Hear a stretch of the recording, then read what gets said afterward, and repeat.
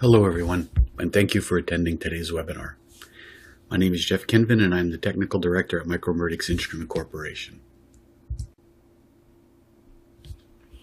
Before we begin, we wanted to cover a few housekeeping items. At the bottom of your screen are multiple engagement tools you can use. You can expand your slide area or maximize it to full screen by clicking on the arrows in the top right corner. If you have any questions during the webcast, you can submit them through the Q&A. We will try to answer these during the webcast, but if we run out of time, it will be answered later via email. Additional materials are available in the resource list. We encourage you to download any resources or links that you may find useful. Some networks can cause slides to advance more slowly than others, so logging off your VPN is recommended. If your slides are behind, pushing F5 on your keyboard will refresh the page. If you experience any problems during the session, you can find answers to some common technical issues located in the Help Engagement tool at the bottom of your screen. An on-demand version of the webcast will be available after today's webcast and will be emailed to you once the session has concluded. I'm pleased to introduce today's speaker, Jack Sod. Jack has nearly 20 years of experience in the field of material characterization with extensive experience in the pharmaceutical industry and with Micromeritics. His expertise includes techniques for particle sizing and picnometry.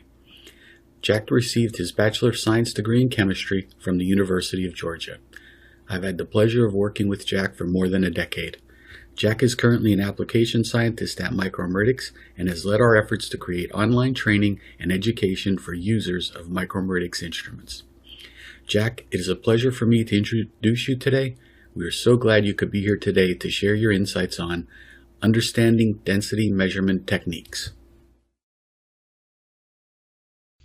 Thank you for the introduction. Again, my name is Jack Sod, and I've been with Micromeritics for over 10 years as part of our applications and scientific support team. Today, I'll be talking about the different types of density measurement techniques and how to understand the value reported by each technique. When someone states they need a density value, it sounds relatively simple. But the reality is that there are different types of density and different ways of obtaining those values. My goal is to give you a brief introduction to some common density types and common ways to get density values. I hope you find the information presented useful, and if I leave you with more questions than answers by the end of this session, we will be happy to set up a meeting to discuss your application with you. First, I'd like to give you a little history about Micromeritics. Micromeritics was incorporated in 1962 and based in Norcross, Georgia, part of the Metro Atlanta area.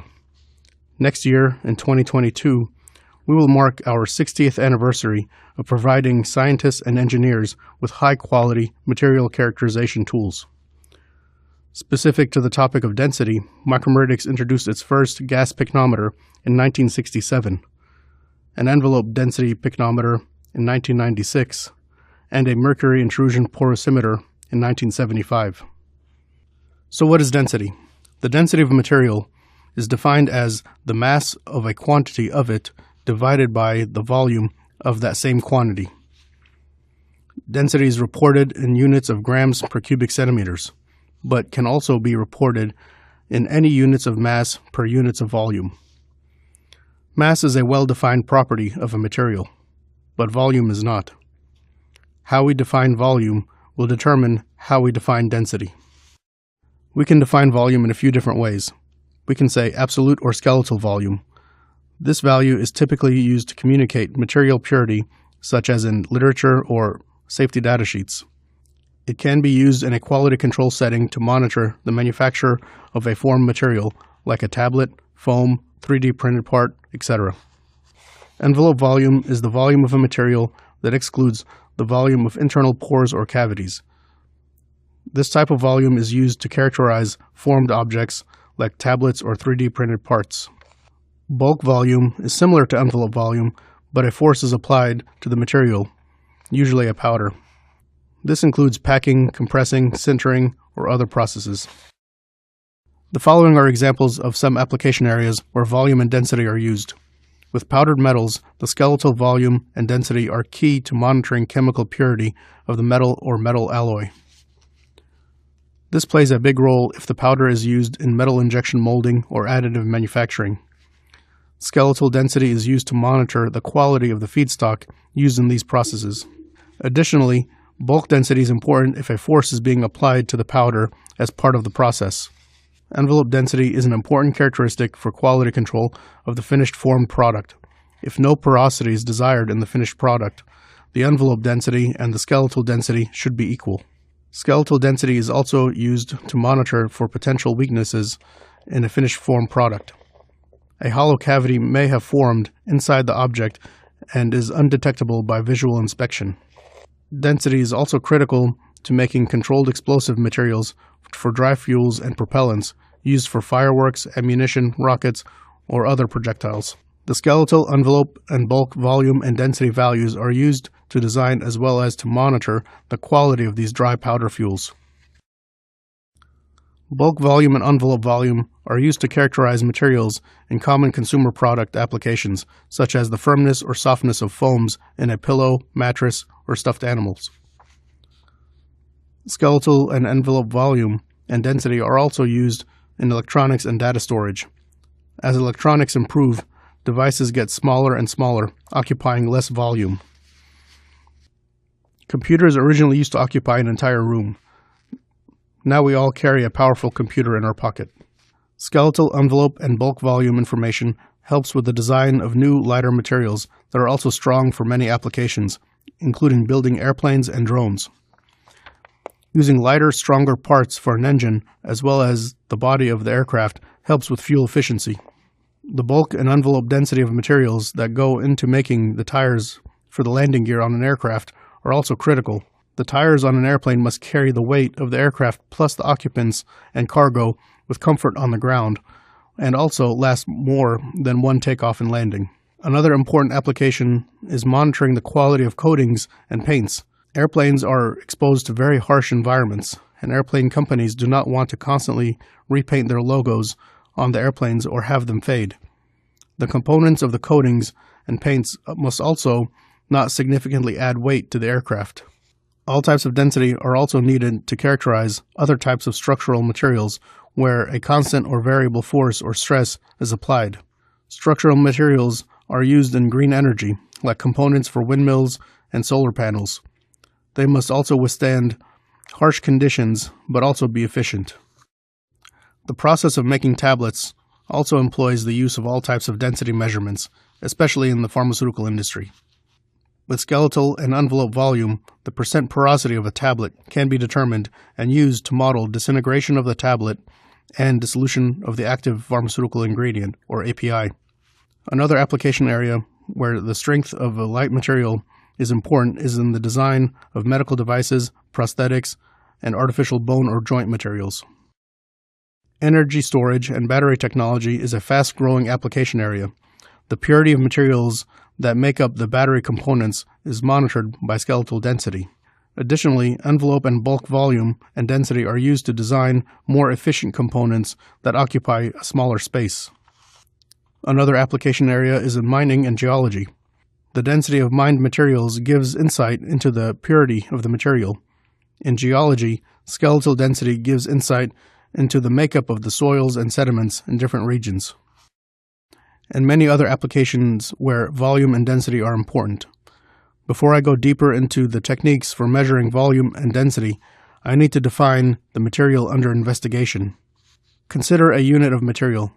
This could be a formed object whose primary dimensions are measured in millimeters, or a collection of particles making up a powder whose primary dimensions are measured in micrometers.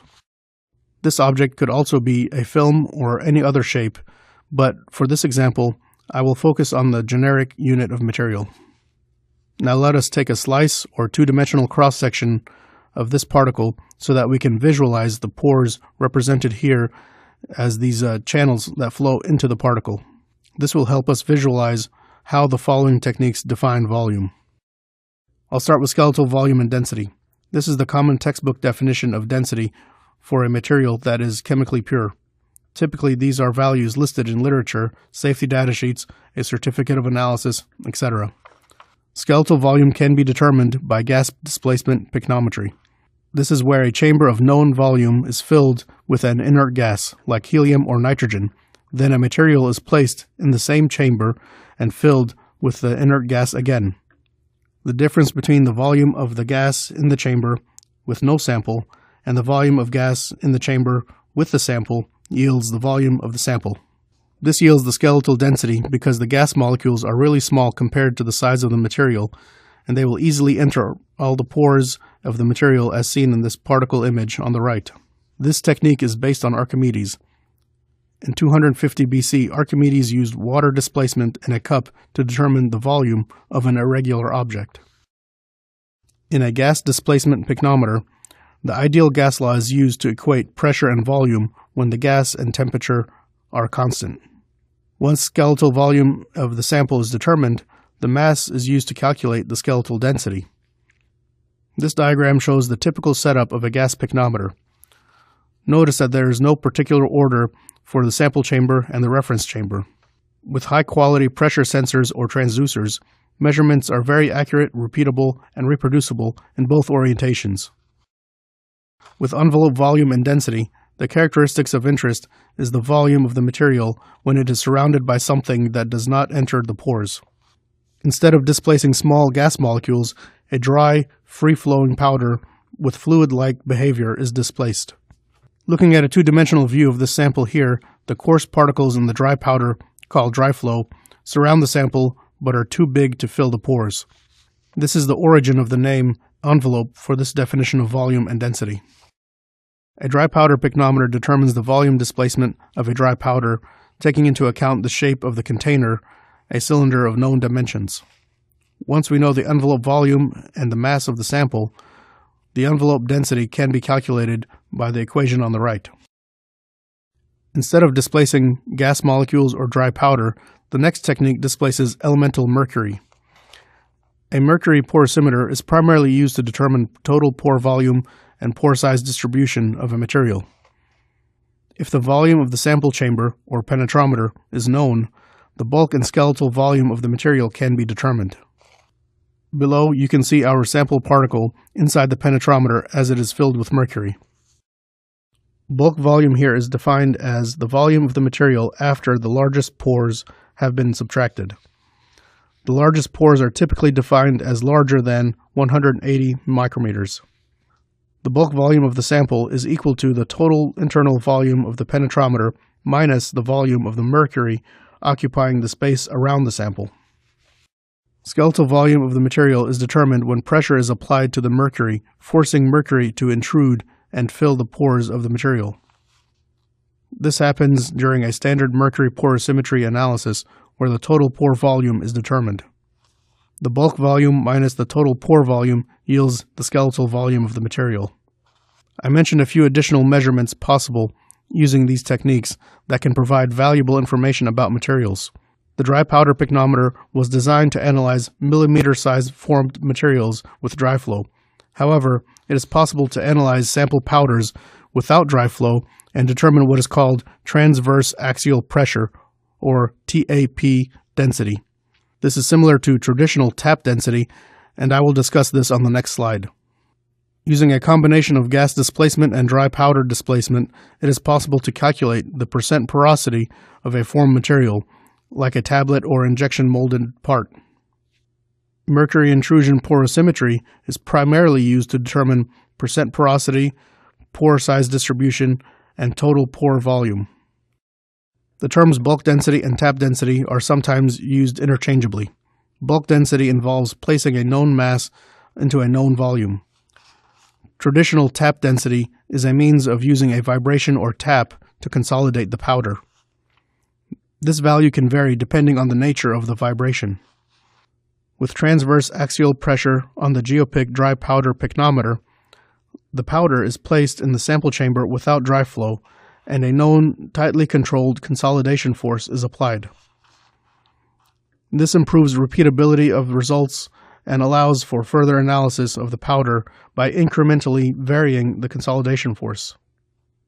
Here are some bulk density results from 1997 using traditional T.A.P and transverse axial pressure. The full application note 106 is available for download from our website, but I just wanted to point out how close these values are. Additionally, you can see the different consolidation forces that were applied and estimate the force needed to replicate traditional T.A.P data. In this example, we looked at some over-the-counter tablets and determined skeletal and envelope density as well as the percent porosity of the tablet using the methods discussed today. Skeletal density values agreed reasonably well. The envelope density values did not agree as well as the skeletal density, which caused the percent porosity to also differ. Going back to our material cross-section, we know that the molecules of a gas penetrate all accessible pores of the sample and that mercury under high pressure can also intrude into all accessible pores. Looking at envelope density from a dry powder picnometer, the dry flow does not penetrate the large pores of the sample. With mercury, there is some filling pressure applied to move the mercury into the chamber. That pressure causes some of the large pores of the material to be filled, as represented by the meniscus around the entrance of the pores in this illustration. This value is reported as bulk density from the Mercury Porosity. In this example, we looked at catalyst substrates that have much smaller pores than pharmaceutical tablets. Comparing the envelope density and porosity from the dry powder picnometer and the Mercury Porosity, the values for the substrates from the two techniques were much more comparable. Again, to see the full set of data, please download Application Note 99 from our website.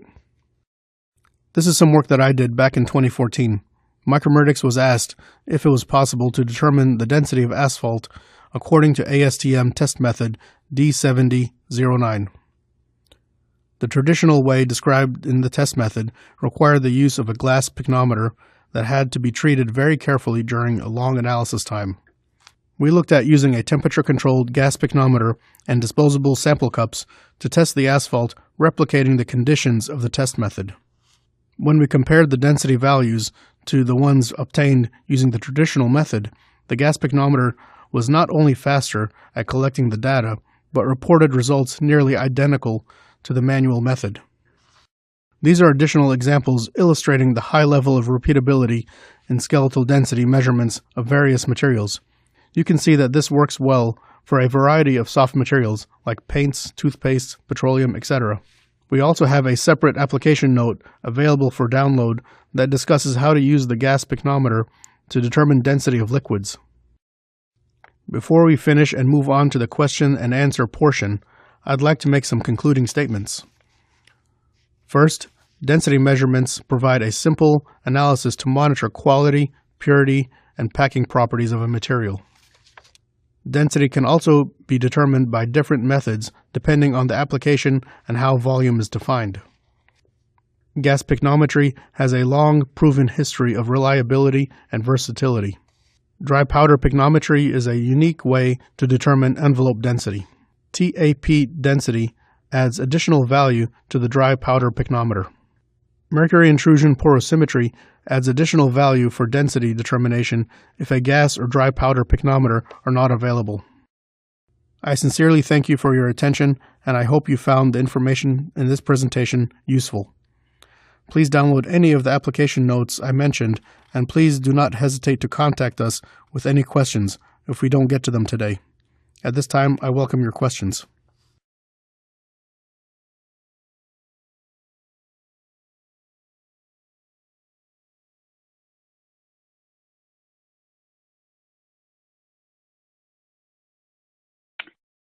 Thank you, Jack. I'm opening up the chat for everyone's questions now, and we already have a few. Jack, you showed us three really nice methods for looking at density and different types of density. How much sample would be required for each of these techniques? Well, thank you for the question, first of all. There's some different volumes with regards to the gas picnometer. The AccuPic, which is the device that manufactured by Micromeritics, has some sample chambers that go down as low as 0.1 cubic centimeters to 2,000 cubic centimeters, or 2 liters. So, and there's a variety of insert kits. So depending on the size of the material, if you're looking at a rare amount of powder, you can use the 0.1 cc insert or a 1 cc. If you have large bulky material, you can go up to the 100 or the 2000 cc, and it just really depends on the sample size and how much you have available. It's recommended to fill whatever sample cup you're using with about 90% capacity to improve the data quality. That way you're not playing too much with the big pressure differences. The envelope density picometer, or dry powder picometer, the GeoPic, also has different size chambers that range from a cylinder diameter of 12.7 millimeters to 50.8 millimeters. And so again, it's just application specific and how big your samples are and if they need to be cut to size to fit in the GeoPic cell. The autopore also, which is the Mercury Porosity, it also depends based on the sample size and the sample quantity. There's some powder penetrometers or sample cells, as well as some solid form penetrometers or sample cells. And those typically range 3 cc to about 15 cc. Of course, those sizes are a little bit smaller than what's used for gas picometer and dry powder picometer, simply because you're using mercury, and of course you don't want to use up too much mercury and produce a lot of waste. Great, thank you. We often see that density is reported at specific temperatures for some products. Can you temperature control, or do you have temperature control on these devices?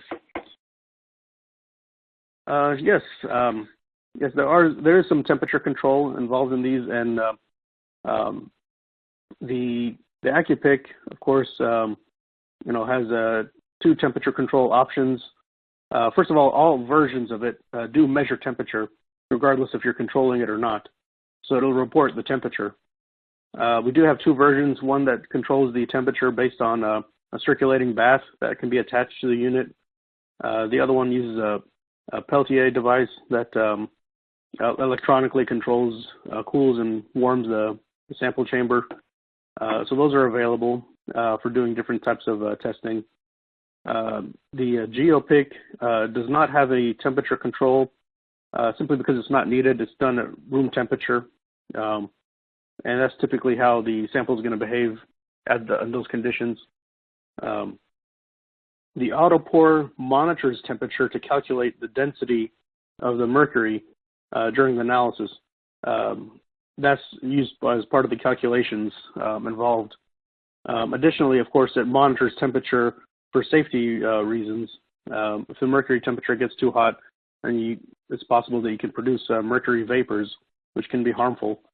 So it does have a user set value for the temperature, where if it reaches that temperature, it'll give you a warning. But as far as actually controlling the temperature, the measurements are just done at room temperature, and it does, take into account the actual temperature when it's calculating the density of mercury. On one of your slides, you showed a really nice diversity of density measurements for a lot of products, including a lot of consumer products. If some of these samples tend to be fluffy and they need skeletal density, how do you handle keeping the material in the sample chamber for the gas picometer? Is there anything special you need to do? We do have some accessories available. I know that sometimes it's a concern, to contaminate the instrument or the sample lines or the reference chamber or whatnot. The accessories we have available include like optional filters or sample covers, the chamber covers that try to keep the sample in the sample cup in the sample chamber. Occasionally, it's possible that they can escape the sample chamber, in which case they're almost 99% chance that they're just going to end up clogging the valves. The valves are, monitored and typically, serviced during PMs and things like that, performance maintenance. But rarely will it ever make it to the reference chamber. I don't think if we've ever had a service call where the reference chamber was contaminated. And even if something does get into the reference chamber, it doesn't affect the measurement appreciably because it's canceled out in the volume displacement. So, but again, there is some covers and some filter caps that can be placed, and some special cells that can be used to try to keep the sample in the sample chamber. The technology that we use, we've been doing it since I believe like the 1970s, as I listed in one of the earlier slides.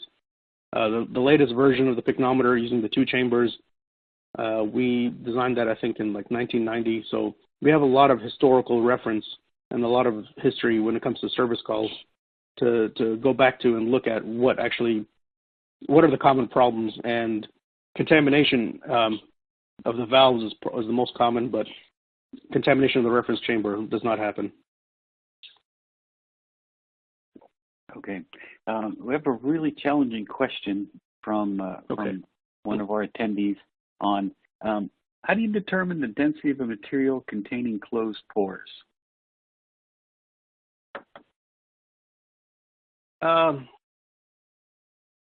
So you still can do look at the skeletal density and the envelope density.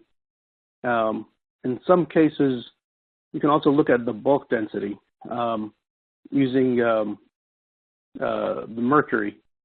It's possible when you can do mercury pore symmetry on the material, and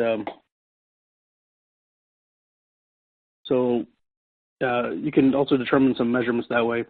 If the material is a foam, like a soft material and has some closed pores, we do have a version of the picometer called a foam pick. It's a software package that controls the pressure in a different way, and it allows you to calculate the density of the material. But you could use a variety of these techniques and just really try to investigate what's applicable to the application where you're using it. And if you need any additional help with that or have some questions about a specific application, again, like I mentioned, we can set up a call and discuss your application specifically.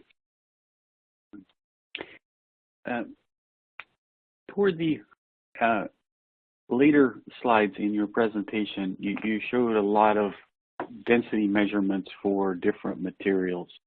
I think many times we think of pignometry and we think of it only on solids. Can you comment a little bit about, is it challenging to run materials like peanut butter or like asphalt? Yeah, it's not really that much more challenging than running the density of solids.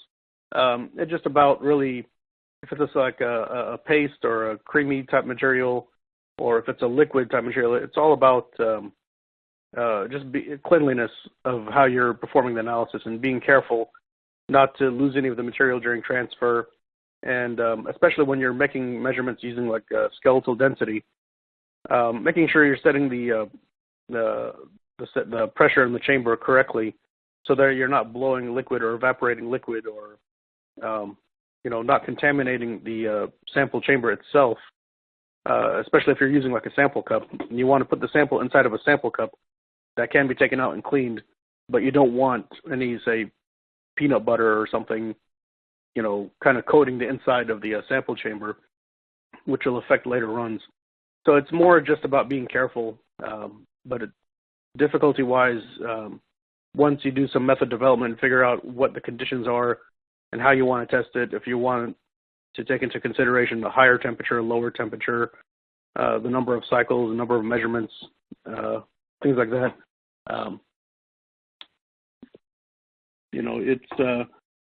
It's like I said, it's just method development really, and there is optional disposable cups that are available if the sample is extremely messy, like asphalt. I mentioned in that application note that I use disposable cups for that, because you don't really want to clean asphalt out of an AccuPick. So I think we have one final question for this morning. We're just about out of time for this this session. What would be a standard for a density measurement if you were looking at spheres that were less than 32 microns in diameter? So what would you use for the standard for the AccuPick for that type of measurement? So we do have like standard kits that can of different sizes and different, first of all, you'd have to have, depending on how much material you have, using the appropriate sample cup, or if you're using a, the insert, the volume insert to lower the volume. We have calibration standards that fit all of the different sizes, whether it's the standard picometer cup or if it's the insert that has a smaller volume. And you can use it to calibrate it. These are known references that have been verified, and they're just calibration standards. You calibrate the instrument, verify the volume difference, and away you go. It's and then also it depends on the shape of your material. If you have some irregularly shaped material, for example, and you want to try to verify operation of something like the GeoPick, you would just have something that typically that's made out of the same or has a similar shape, and we can work with you on something like that if it's a tablet or something, and then how you put it into the GeoPick to make those kinds of measurements. So Jack, additionally, there's a sorry. Yeah, so I was just going to say there's a quick follow-up to that question, and if the small spheres are a polymer, are there any special considerations for them? If it's a polymer, of course, you could use, like for the gas picnometry, you could use different gases. The typical ones that we use are helium or nitrogen. You can use nitrogen to try to confirm what you measured with helium, and vice versa. If it's a polymer with, say, maybe or typically you'll have issues with like organic materials. If it's an organic polymer, the helium is such a small molecule that it may actually go in between the carbon molecules, and you may never actually get a stable measurement, in which case you'd want to switch to nitrogen. So again, it just, if the material is something that is pretty common, or if it's proprietary and something you would like us to discuss with you, we can give you options on how to perform the analysis. Like I said, we've been doing this for a very long time. We have a very extensive library on all kinds of materials. So the chances are we've done something like this before. So I'd say contact us, and we can do some evaluation testing or some research for you on from our database of the materials that we've tested, and kind of give you a starting point as to what you should look for and how you should make the measurements. So I'm going to add one more question, because it's really an important question, and Sure. that is, how often should you calibrate your gas picnometer? Is it daily, monthly, yearly? What type of considerations are there for calibrations? It really depends on the laboratory and the environment and how you're using it. If it's a research tool, you could typically do the calibration whenever you're using the instrument. If there's long periods of time, like say a week at a time, that when you're using it, the day you're using it, just calibrate it. If it's a quality control environment, you may want to calibrate it on a daily basis and just monitor it. When it comes to longer periods of time, that's when you want to look at doing additional checks and additional self-tests, or maybe schedule a PM with our service department. These devices are really, really robust, so they don't typically have a lot of issues. especially if you're doing, the same material over and over again, and it's not really a messy material, you almost, will have no issues. So checking the calibration, verifying the calibration or performing the measurement. And sometimes what I'll also do is when I do the calibration with a standard, I will run that standard as if it's a sample and make sure I get a close volume value as the volume should be. That also tells me that, or I at least have confidence that the calibration was performed correctly. So it just really depends on the laboratory and the protocols and how you want to set it up. But it just, and again, how the application. So just a quick follow-up to your comments Sure. on gas. We've got a question on, if you have a material like a natural graphite, which gas would you recommend for the natural graphite? The natural graphite, I mentioned, sometimes you might have issues with carbon and helium. So you can try with nitrogen and see what you get. Again, you could also confirm the results with helium. Helium, can be a little bit expensive, so nitrogen works really well. It's a little bit larger, and it's not going to, get in between carbon-carbon bonds. Okay, thank you, Jack.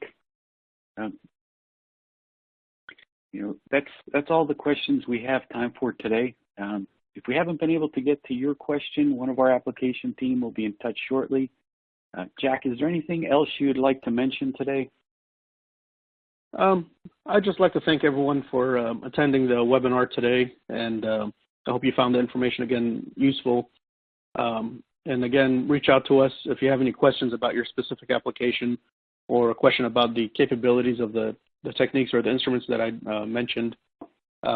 We do offer laboratory services, so if you're considering the instrument or not sure if the data is worth it for you or if there's any value to your process, feel free to submit samples to us for paid analysis as well, and we could do some testing and give you we could be your laboratory as well. And if you like what you see, we'll work with you on the method development and the purchase of the instrument. But I just want to thank everyone. We have plenty of other good webinars coming up. I encourage you to join those, and also go back to our micromeritics.com page and view past webinars. So we have a lot of information out there, and it's really good, really useful, and we're here to help. Just let us know what you need. Great. Thank you, everyone, for participating in today's webinar. If you have any feedback for us, we'd be grateful if you could complete the survey, which will be distributed in our follow-up email. We hope you have found these sessions beneficial. As Jack said, do not forget to check back for upcoming webinars on our website, micromeritics.com/webinars. We hope to welcome you again very soon. Thank you. Thank you.